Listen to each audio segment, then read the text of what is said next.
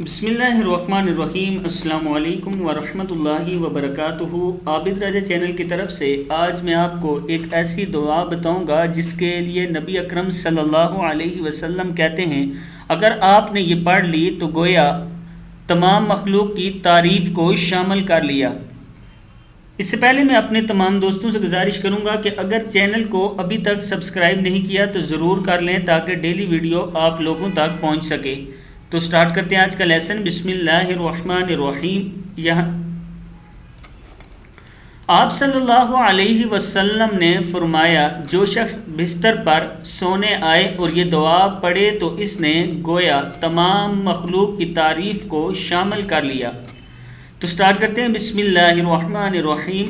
الحمد للہ الذی، کیا ہے؟ الحمد للہ الذی کفانی، کفانی، کفانی و آوانی والحمد للہ الذی۔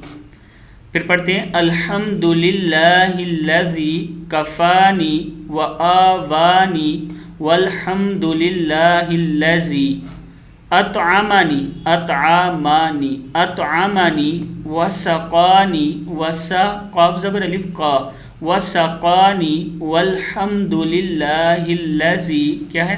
والحمد للہ الذی من علی فافضل، فافضل، یہاں سے پھر پڑھ لیں اطعمنی وسقانی والحمد للہ الذی من علی فافضل علی واسألک، واسألک، کیا ہے؟ واسألک بعزتک، بعزتک ان تنجینی، تنجینی من النار، ان تنجینی من النار۔